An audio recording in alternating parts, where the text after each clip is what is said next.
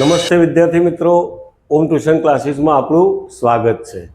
મિત્રો, ધોરણ 9 થી 12માં એક ફંક્શનનો ટોપિક પૂછાય છે ને ઓળખવાનો આવે છે. અને એ ઓળખવાની અંદર આપણે કેટલાક કી વર્ડ્સ આપણને આપેલા હોય છે અને એ કી વર્ડ્સને આપણે જો ઓળખીએ તો એ કયો ટોપિક છે એને આપણે શું કહેશે કે ઓળખી શકાય. તો મિત્રો કે કી વર્ડ્સ પહેલાં જોવાના, પછી એના પરથી આપણે ફંક્શનને ઓળખી શકીએ અને એના એક્ઝામ્પલ શું છે. એક્ઝામ્પલમાં શું છે કે ભાઈ કે વાક્ય કદાચ રિસ્પોન્ડમાં કમ્પ્લીટ કરવાનું પૂછાય છે. શું પૂછાય? વાક્ય કમ્પ્લીટ કરવા માટે. તો એ વાક્ય કમ્પ્લીટ આપણે ક્યારે કરી શકીએ કે જો આપણને એની વાક્ય રચના ખબર હોય, આવા એક્ઝામ્પલ આપણને યાદ હોય તો એના પરથી આપણે એ ફંક્શનને રિસ્પોન્ડ એનો આપણે કમ્પ્લીટ પૂરો કરી શકીએ. તો જોઈએ પહેલાં કે કી વર્ડ્સમાં મેં પહેલાં એક ટુ, ઇનફ અને સો ડેટ, આ ત્રણ શું છે ભાઈ કીવર્ડ્સ છે. ટુ એટલે વિનફ અને સો ડેટ, એનો મતલબ શું થાય? ટુ એટલે વધારે પડતું, ઇનફ એટલે માપસરનું પૂરતું, અને સો ડેટ એટલે કે વધારે પડતું અથવા ઓછું પડતું. તો અહીંયા જો ટુ, ઇનફ અને સો ડેટ આપેલું હોય તો એ ફંક્શનનું નામ શું થાય ભાઈ? શોઈંગ રિઝલ્ટ થાય. શું થાય? Showing result. બરાબર. અને એનું એક્ઝામ્પલ છે કે ભાઈ એમાં મેં એક ટુનું એક્ઝામ્પલ આપ્યું છે, ટુનું એક્ઝામ્પલ છે, પછી ઇનફનું એક્ઝામ્પલ છે અને ત્રીજું છે સો ડેટ છે. તો હવે એ વાક્યને આપણે ઓળખીએ કે ભાઈ કેવી રીતે એ વાક્ય બને. તો વિશેષણ જે હોય એ વિશેષણની પહેલાં આપણે ટુ શબ્દ આવે, જ્યારે ઇનફ ક્યારે આવે કે વિશેષણ પછી આવે, અને સો ડેટ અને એના પછી સો ડેટની વચ્ચે આપણે શું કરવાનું? એડજેક્ટિવ આવે, એટલે વિશેષણ વચ્ચે આવે. તો જો he is too dull to understand, એનો કહેવાનો મતલબ શું થાય કે તે શું કે સમજવા માટે પૂરતો શું કહે છે ડલ નથી એમ. બરાબર. એટલે અહીંયા છે હી ઇઝ ટુ ડલ, એટલો બધો ડલ છે કે તે સમજી શકે તેમ નથી. બીજું she is expert enough to explain, તો શું કહે છે કે તે આ સમજાવવા માટે પૂરતી શું છે ભાઈ એક્સપર્ટ છે, એટલે કે નિષ્ણાત છે. પછી he was so fat that he can not run fast, એનો કહેવાનો મતલબ કે એ એટલો બધો જાડો છે કે શું કહે છે કે દોડી શકે તેમ નથી. તો આ ત્રણ જો આપણને વાક્યમાં ઓળખવાનું આવે કે ભાઈ ટુ છે, એક્સપર્ટ છે, સો ડેટ છે, તો એ આપણે શું કહેવાય ભાઈ? શોઈંગ રિઝલ્ટ કહેવાય. પછી ટુ, ઇનફ, સો ડેટ, એના પરથી ખાલી વાક્ય ઓળખવાનું કે તો આપણે શોઈંગ રિઝલ્ટ તરીકે એને ઓળખવાનું કે રહેશે. બીજો ટોપિક છે કે ભાઈ એઝ સુન એઝ આપેલું હોય, નો સુનર ધેન, હાર્ડલી, સ્કેર્સલી, વેન જો આપણને આપેલું હોય તો એને આપણે શું કહેવાય? ડિસ્ક્રાઇબિંગ ટાઈમ કહેવાય. એ શું દર્શાવે છે ભાઈ? સમય દર્શાવે.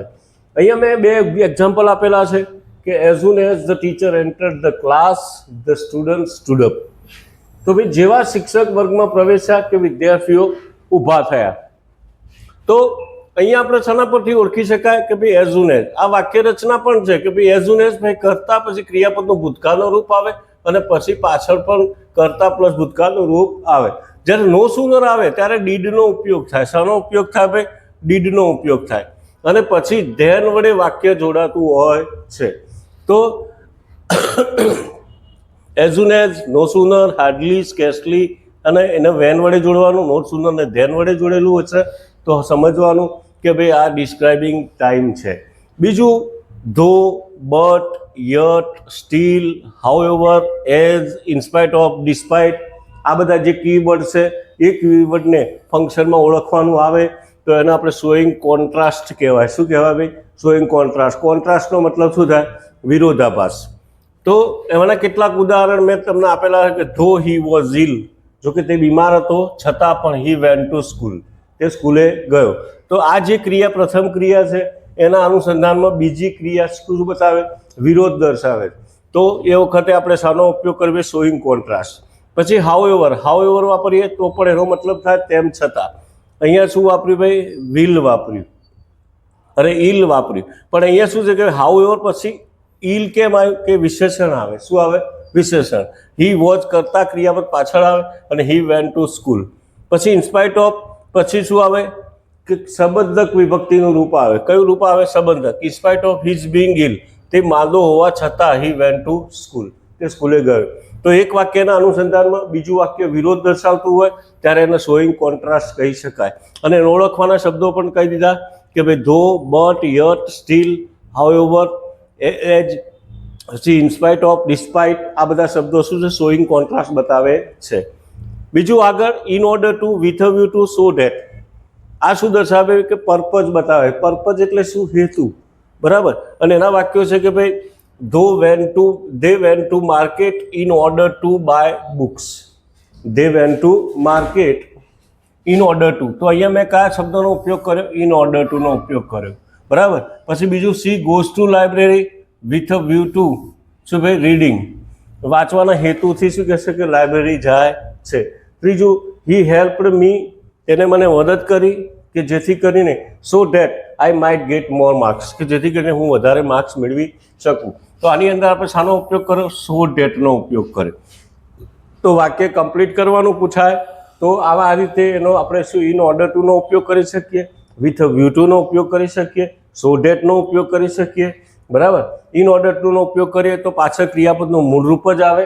વિથ અ વ્યૂ ટુ નો ઉપયોગ કરીએ તો પાછળ આઈએનજી વાળું રૂપ જ આવે. અને સો ડેટનો ઉપયોગ કરીએ તો કરતા પછી મે અથવા માઇટનો ઉપયોગ કરી દેવાનો. તો આ વાક્ય તમારું કમ્પ્લીટ પણ થઈ જશે. આગળ એઝિફ. એઝિફનો મતલબ શું થાય? જાણે કે, એટલે ધારણા દર્શાવે. શું દર્શાવે છે ભાઈ? ધારણા. અને એનું ફંક્શનનું નામ શું છે ભાઈ? Making supposition. સપોઝિશનનો મતલબ જ શું થાય ભાઈ? ધારો કે, એટલે ધારણા. તો એની અંદર શું કરવાનું? એનું એક્ઝામ્પલ મેં આપેલું છે કે ભાઈ હી ટીચિસ, તે ભણાવે છે. કેવું ભણાવે? જાણે કે હી વેર અ ટીચર, કે જાણે શિક્ષક ના હોય એવી રીતે ભણાવે છે. તો આપણે શાનો ઉપયોગ કર્યો? As if. એઝ ઇફ આવે તો મેકિંગ સપોઝિશન. પછી એજ આવે. એજ આવે તો શું કહેવાય ભાઈ? Manner of action. એ શું બતાવે છે? રીત દર્શાવે છે. એ આના જેવું જ ઉદાહરણ છે કે ભાઈ હી ટીચિસ ઇંગ્લિશ, કે તે ઇંગ્લિશ ભણાવે છે એઝ ધ ટીચર ડઝ, કે જે શિક્ષક ભણાવે છે એ રીતે શું કહે છે કે ભાઈ ઇંગ્લિશ ભણાવે છે. તો મેનર ઓફ એક્શન, તો એજ શબ્દને આપણે યાદ રાખવાનો. આગળ જોઈએ બીજા કેટલાક શબ્દો છે કે ભાઈ કીવર્ડમાં મેં હુ, હુમ અને હુજ આ દર્શાવેલા છે. અને એ જ્યારે હુમ અને હુજ વાળું વાક્ય જ્યારે આવે ત્યારે આપણે એને ડિસ્ક્રાઇબિંગ પર્સન તરીકે ઓળખીએ છીએ. ડિસ્ક્રાઇબિંગ પર્સન એટલે કોઈ વ્યક્તિત્વ દર્શાવવું, વ્યક્તિનું વર્ણન કરવું, વ્યક્તિ વિશે કંઈક લખવું. તો એના માટે આપણે હુ, હુમ, હુજનો ઉપયોગ કરી શકતા હોય છીએ. અને એનું એક્ઝામ્પલ છે કે ભાઈ ધીસ ઇઝ ધ બોય, અને અહીંયા આપણે વાપરીશું ભાઈ હુ નોઝ ઇંગ્લિશ. હુ નોઝ ઇંગ્લિશ, કે તે ભાઈ અંગ્રેજી, આ એ છોકરો છે કે જે અંગ્રેજી જાણે છે. અહીંયા જે શબ્દ આવે, કયો શબ્દ આવે? જે. પછી મારે હુમનો ઉપયોગ કરવો છે તો this is the boy whom I નો. શું કહે છે કે ભાઈ આ એક છોકરો છે કે જેને હું ઓળખું છું. પછી ધીસ ઇઝ ધ ગર્લ, કે હુઝ ફાધર હેઝ ડાઈડ, કે આ એક છોકરી છે કે જેના પિતા મરી ગયા છે. તો એ વખતે આપણે હુજ વાપરીએ. પછી હુમ વાપરીએ ત્યારે પાછળ કર્તા વિભક્તિ આવે. I, we, you, he, she, it, they. તો I, this is the boy whom I know, કે ત્યાં એક છોકરો છે કે જેને હું ઓળખું છું. હુમ વાપરીએ ત્યારે જેનો અર્થ થાય, જેનો અર્થ થાય. હું વાપરીએ તો જે અર્થ થાય. અને હુજ વાપરીએ તો શું થાય? જેનું, જેની, જેના. તો જ્યારે ભાઈ હુમ અને હુજ આવે તો એને ડિસ્ક્રાઇબિંગ પર્સન તરીકે આપણે ઓળખીએ છીએ. અને વાક્ય પણ આ રીતે આપણે કમ્પ્લીટ કરી શકાય. બીજું આગળ જોઈએ કે ભાઈ કેન છે, કુડ છે, એમિજાર પ્લસ એબલ ટુ છે, પછી વોઝ વેર એબલ ટુ છે. તો આવા જ્યારે વાક્યની અંદર શબ્દવાળું વાક્ય આપણને દેખાય તો એ શોઈંગ એબિલિટી દર્શાવે છે. શું દર્શાવે ભાઈ? એબિલિટી. એબિલિટી એટલે ક્ષમતા, શક્તિ દર્શાવે છે. તો બરાબર. તો એના વાક્યો છે કે ભાઈ he can carry this heavy bag, કે આ શું કહે છે કે વજનવાળી બેગને પણ શું કહે છે કે ઉચકી શકે છે. તો એ વખતે આપણે શાનો ઉપયોગ કર્યો ભાઈ? કેનનો ઉપયોગ કર્યો. અહીંયા તમે કુડ પણ ઉપયોગ કરી શકો. He could carry this heavy bag, કે તે ભારે બેગ ઉચકી શક્યો, એવો ભૂતકાળની અંદર અર્થ થાય. પછી is able to swim in the river, કે તેણી શું કહે છે ભાઈ ઇઝ એબલ ટુ એટલે પણ ઇઝ ઇક્વલ ટુ કેન, કે તે પાણીમાં શું કે નદીમાં તરી શકે છે. પણ she was able to swim in the river, તો તે પાણીમાં તરી શકી એવો અર્થ નીકળે, બરાબર. તો જ્યારે બી કેન, કુડ, એમિઝરેબલ ટુ, વોઝરેબલ ટુ જ્યારે બી આવે ત્યારે આપણે એને શું કહીશું ભાઈ? શોઈંગ એબિલિટી કહીશું. આગળ જોઈએ તો મસ્ટ છે, હેવ ટુ છે, હેડ ટુ છે, હેડ્સ ટુ છે અને ઓટ ટુ છે. આવા જે શબ્દો દેખાય વાક્યની અંદર કે એવા વાક્યવાળું વાક્ય તમને બતાવેલું હોય તો એને આપણે શું કહીશું? ડિસ્ક્રાઇબિંગ નેસેસિટી કહેવાય. નેસેસિટી એટલે ભાઈ જરૂરિયાત, ફરજિયાતપણું. તો અહીંયા મેં એક્ઝામ્પલ આપેલા છે કે ભાઈ we must save the environment. તો અહીંયા શું છે ભાઈ? મસ્ટ શબ્દનો ઉપયોગ કર્યો. શાનો ઉપયોગ કર્યો? મસ્ટ. મસ્ટ શું દર્શાવે છે? ફરજિયાતપણું દર્શાવે. શું દર્શાવે? ફરજિયાતપણું. કે ભાઈ આપણે પર્યાવરણનો બચાવ કરવો જ જોઈએ, બરાબર. એ નેસેસિટી છે. શું છે ભાઈ? નેસેસિટી, જરૂરિયાત છે. વી ઓટ ટુ ગો ટુ સુરત. મારે સુરત જવું પડે એમ છે. તો અહીંયા આપણે શાનો ઉપયોગ કર્યો? ઓટ ટુનો ઉપયોગ કર્યો. પછી he has two finish this work today. આજે એના આ કામ પૂરું કરવું પડે તેમ છે. એટલે કોઈ દબાણ ને વશ થઈને કોઈ ક્રિયા કરવી પડે. કોઈ દબાણને શું કહેશે કે વશ થઈને ક્રિયા કરવી પડે ત્યારે આપણે have to, has to, had to એ વર્તમાનકાળ, ભૂતકાળ અને ભવિષ્યકાળ પ્રમાણે આપણે એનો ઉપયોગ કરી શકાય. હી વર્તમાનકાળ હોય તો he has two finish, I have to finish. ભૂતકાળ હોય તો આઈ હેડ ટુ ફિનિશ. ભવિષ્યકાળ હોય તો આઈ શેલ હેવ ટુ ફિનિશ. અને જો ત્રીજો પુરુષ હોય તો he will have to finish this work today. આ રીતે આપણે શું કહેશે કે એનો ઉપયોગ કરી શકીએ. તો એને શું કહેવાય? શોઈંગ અથવા ડિસ્ક્રાઇબિંગ નેસેસિટી જેવું ફંક્શન તરીકે આપણે એને ઓળખ આપી શકીએ. આગળ જોઈએ, ઓર છે, અધરવાઇઝ છે, આઈધર ઓર છે, નાઈધર નોર છે. આ બધું શું દર્શાવે છે ભાઈ? મેકિંગ ઓલ્ટરનેટિવ એટલે વિકલ્પ દર્શાવે છે, અથવા ડિસ્ક્રાઇબિંગ ચોઇસ એટલે કોઈ પસંદગી દર્શાવવા માટે આપણે સારું કયા વાક્યમાં કયા શબ્દોનો ઉપયોગ કરીશું? તો ઓર છે, અધરવાઇઝ છે, આઈધર ઓર છે, નાઈધર નોર છે. આ શબ્દો જે વાક્યમાં દેખાય તો આપણે ફંક્શન તરીકે ઓળખવામાં આવશે મેકિંગ ઓલ્ટરનેટિવ અથવા શું કે ડિસ્ક્રાઇબિંગ ચોઇસ. એનું એક્ઝામ્પલ જોઈએ કે ભાઈ they will play cricket or hockey. They will play cricket or hockey કે તે ભાઈ ક્રિકેટ કાં તો હોકી રમશે. પણ મારે આઈધરનો ઉપયોગ કરવો છે તો શું કરે? They will play either cricket or hockey. પછી they will play neither cricket nor hockey. તો કે કાં તો એ ક્રિકેટ રમશે, કાં તો હોકી રમશે. કાં તો ક્રિકેટે નહીં રમે, કાં તો હોકીએ નહીં રમે. તો ધે વિલ નાઈધર પ્લે શું ક્રિકેટ ઓર નોર હોકી. તો આઈધર ઓર, નાઈધર નોર, પછી ઓર, આ બધા જે શબ્દો છે એ શબ્દો શું બતાવે છે ભાઈ? કે મેકિંગ ઓલ્ટરનેટિવ, ડિસ્ક્રાઇબિંગ ચોઇસ.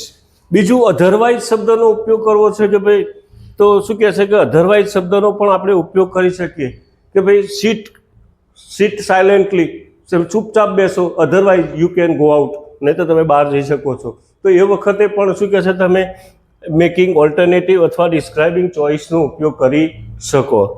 પછી આગળ એક વાક્ય બીજા કેટલાક શબ્દો છે કે ભાઈ મે અને માઇટ. મે અને માઇટ શું દર્શાવે છે? તો મે અને માઇટ એ શું દર્શાવે ભાઈ? પોસિબિલિટી. પોસિબિલિટી એટલે શું? કે શક્યતા, બરાબર, આગાહી, આવું બધું દર્શાવવા માટે આપણે શાનો ઉપયોગ કરીએ? મેનો અને અથવા માઇટનો ઉપયોગ કરીએ. એક્ઝામ્પલ છે કે ભાઈ it may rain tonight. આજે રાત્રે કદાચ વરસાદ પડે એ શક્યતા દર્શાવે છે એટલે કે પોસિબિલિટી છે, બરાબર. અને વરસાદ પડ્યો હોત, ગઈકાલે રાત્રે વરસાદ પડ્યો હોત એવું કહેવું હોય તો it might rain tonight. તો એ વખતે આપણે માઇટનો ઉપયોગ કરી શકીએ. મે, કેટલીક વખત મેનો ઉપયોગ પ્રશ્નાર્થ તરીકે આપણે કરતા હોઈએ છીએ અને એમાં વાક્ય પ્રશ્નાર્થ હોય. May I give you your pen અથવા મે આઈ હેલ્પ યુ, બરાબર, મે આઈ કમ ઇન સર. તો આ પરવાનગી માટે પણ એનો ઉપયોગ થતો હોય છે. તો અહીંયા એક્સપ્રેસિંગ પરમિશન એવો શબ્દ પણ વાપરી શકાય, બરાબર. પણ અહીંયા મેં એક્સપ્રેસિંગ પોસિબિલિટી લખ્યું છે. વધારાનું જોઈએ તો પરમિશન પણ ફંક્શન તરીકે પૂછી શકાય અને આપણે દર્શાવી શકાય. શુડ શબ્દ છે. શુડનો મતલબ થાય જોઈએ અને એ શું દર્શાવે છે ભાઈ? સજેશન દર્શાવે છે, સૂચન આપે, સૂચન કરે અથવા તો સલાહ આપે છે. શું આપે છે ભાઈ? સલાહ. તો જ્યારે વાક્યમાં આપણને શુડવાળું વાક્ય દેખાય તો એને ફંક્શન તરીકે ઓળખવામાં શું છે? મેકિંગ સજેશન અથવા મેકિંગ એડવાઇસ. આ બેમાંથી ગમે તેવો ઓપ્શન દેખાય તો એને આપણે ચૂઝ કરવાનું રહેશે. વાક્ય છે કે વી શુડ સ્પીક ટ્રુથ. આપણે સત્ય બોલવું જોઈએ. તો એ આપણી શું છે ભાઈ? એક સજેશન છે તમને કે સત્ય બોલવું જોઈએ. It is not compulsory. બરાબર, અને એ કોઈ ફરજિયાત નથી, ખાલી સૂચન છે, સલાહ છે, પાળવું ના પાળવું એ તમારા હાથમાં છે.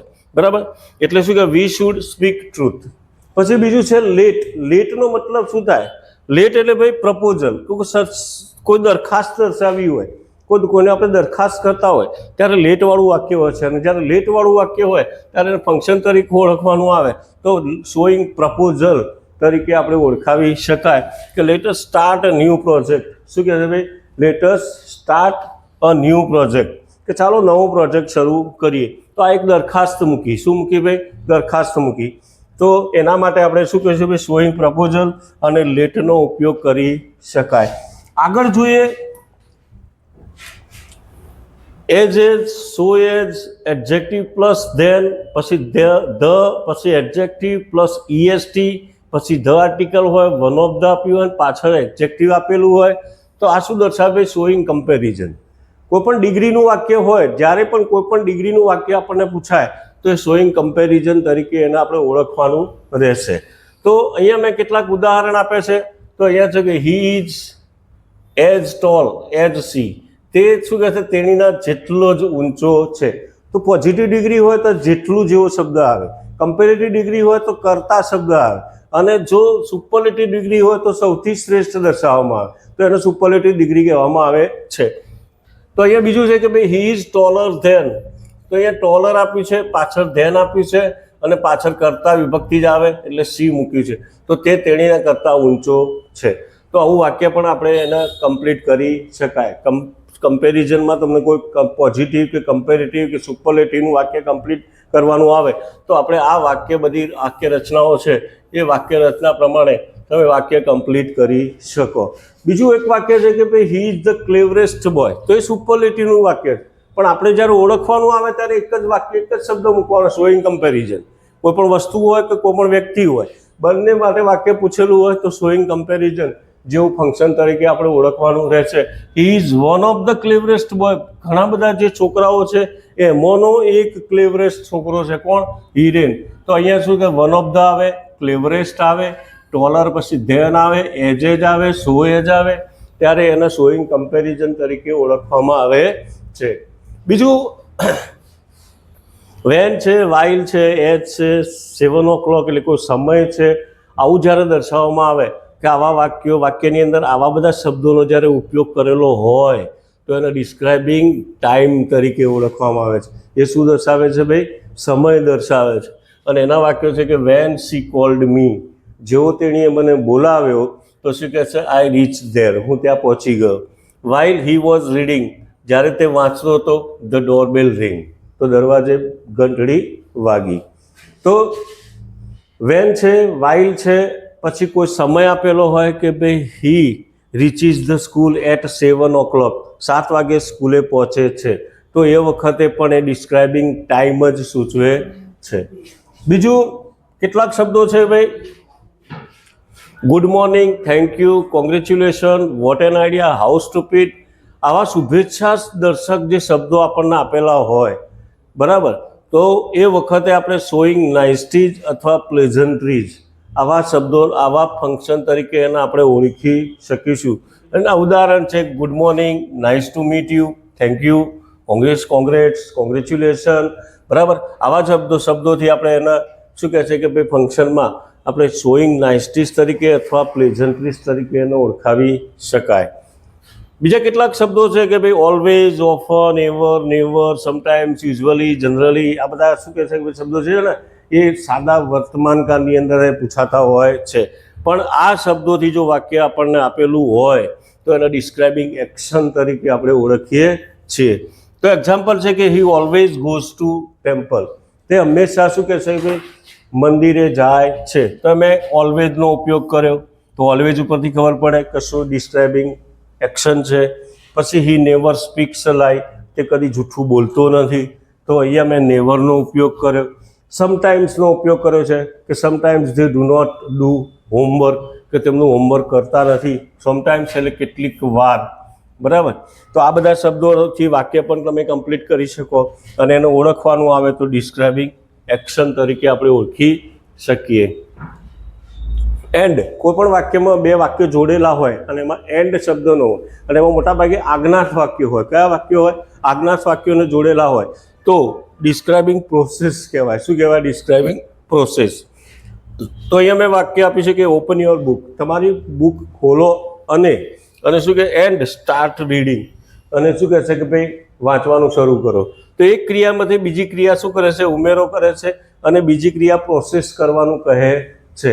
તો એ વખતે આપણે એને ડિસ્ક્રાઇબિંગ પ્રોસેસ તરીકે ઓળખી શકાય.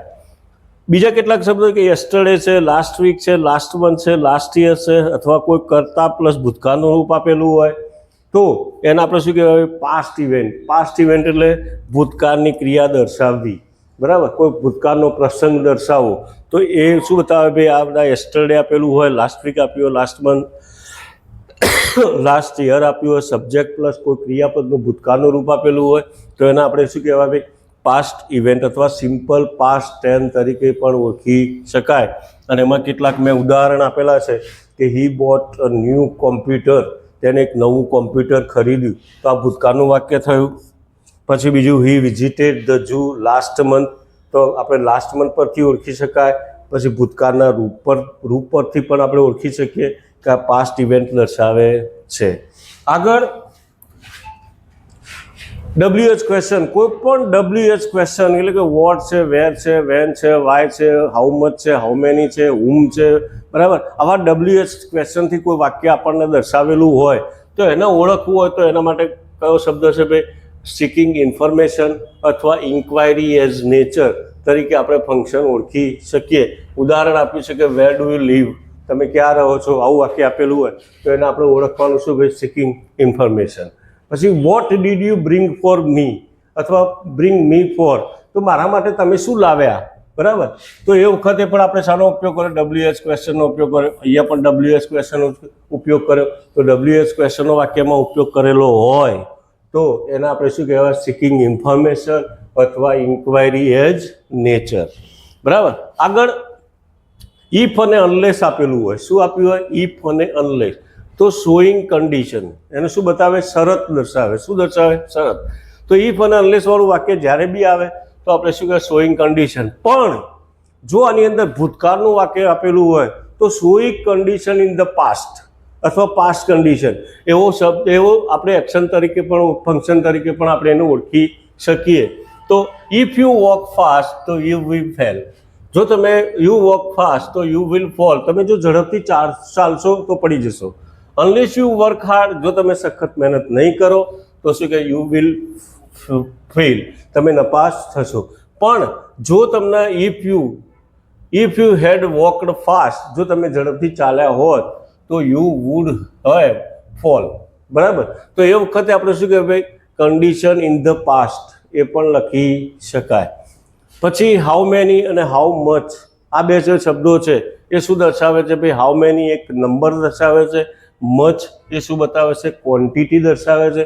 તો જ્યારે હાઉ મેનીથી વાક્ય આપેલું હોય તો આસ્કિંગ નંબર, હાઉ મચથી કોઈ વાક્ય આપેલું હોય તો આસ્કિંગ એબાઉટ ક્વોન્ટિટી, બરાબર? વાક્ય છે કે ભાઈ how many apples do you it, તમે રોજના કેટલા સફરજન ખાઓ છો? How much milk do you drink, તમે કેટલું દૂધ પીવો છો? તો અહીંયા શું બતાવે? ભાઈ ક્વોન્ટિટી દર્શાવે. અહીંયા કે નંબર દર્શાવે છે. શું દર્શાવે છે? નંબર. તો હાઉ મેની, હાઉ મચ વાળું વાક્ય હોય તો આસ્કિંગ નંબર અને આસ્કિંગ અબાઉટ ક્વોન્ટિટી, બરાબર? આગળ જોઈએ કે please, kindly, will you, would you, food you, આવા બધા શબ્દોથી જો વાક્ય હોય તો એને શોઈંગ રિક્વેસ્ટ શું ભાઈ દર્શાવી શકાય? Showing request. તો પ્લીઝ હેલ્પ મી એટલે આ પણ શું બતાવ્યું? ભાઈ રિક્વેસ્ટ દર્શાવી.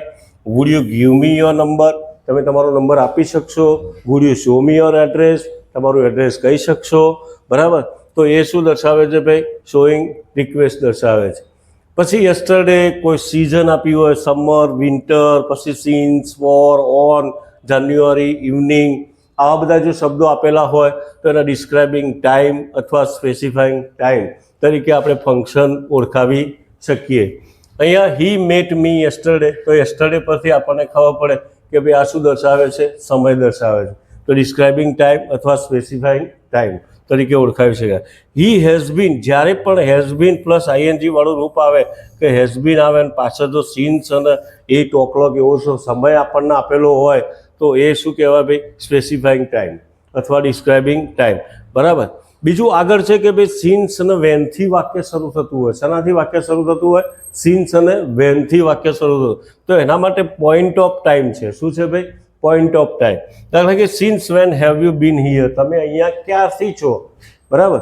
તો એ વખતે અથવા since when have you been doing your homework, તમે તમારું હોમવર્ક ક્યારથી કરી રહ્યા છો? તો એ શું બતાવે છે? પોઈન્ટ ઓફ ટાઈમ દર્શાવે છે. પછી how long, for 5 years, for a long time, આવા જે જો શબ્દો તમને વાક્યમાં દેખાય તો એનો ડ્યુરેશન અથવા પીરિયડ ઓફ ટાઈમ કહેવાય. એટલે કે શું દર્શાવે? સમયગાળો બતાવે, સમયગાળો બતાવે છે. તો એના વાક્યો છે કે ભાઈ how long have you been working, તમે અહીંયા ક્યારથી કામ કરી રહ્યા છો, એટલે કેટલા સમયથી કામ કરી રહ્યા છો. તો અહીંયા શાનો ઉપયોગ કર્યો? હાઉ લોંગનો ઉપયોગ કરી શકાય. બરાબર. બીજું કે અહીંયા વેર શબ્દ છે, ઇન છે, ઓન છે, અંડર છે, હિયર છે. જો કોઈ બધા પ્રેપોઝિશન આપ્યું હોય અથવા WS વાક્ય એટલે કે વેરથી વાક્ય જોડેલું હોય તો એ શું દર્શાવે? ડિસ્ક્રાઇબિંગ લોકેશન અથવા પ્લેસ. તો અહીંયા મેં એક વાક્ય આપ્યું છે કે ભાઈ ધીસ ઇઝ ધ પ્લેસ, તો અહીંયા વેરથી વાક્ય જોડ્યું છે. This is the place where I study, આ એ જગ્યા છે કે હું અહીંયા અભ્યાસ કરું છું. My school is near the garden, મારી સ્કૂલ શાળાની નજીક છે. તો એ લોકેશન બતાવે છે. અહીંયા પ્લેસ વિશે વાત થઈ રહી છે. તો જ્યારે બી ધીસ ઇઝ ધ પ્લેસ વેરથી વાક્ય જોડેલું હોય, માય સ્કૂલ ઇઝ નિયર એટલે કોઈ પણ પ્રિપોઝિશન આપ્યો, ઓન આપ્યો હોય, ઇન આપ્યો હોય, અંડર આપ્યો હોય, બિહાઇન્ડ આપ્યું હોય, ત્યારે આપણે એને શું કહેવાય? લોકેશન અથવા પ્લેસ શબ્દનો ઉપયોગ કરી શકીએ. તો મિત્રો, જો તમને વિડીયો પસંદ આવ્યો હોય તો એને લાઈક કરજો, શેર કરજો અને સબસ્ક્રાઈબ કરવાનું ભૂલતા નહીં. Thank you very much.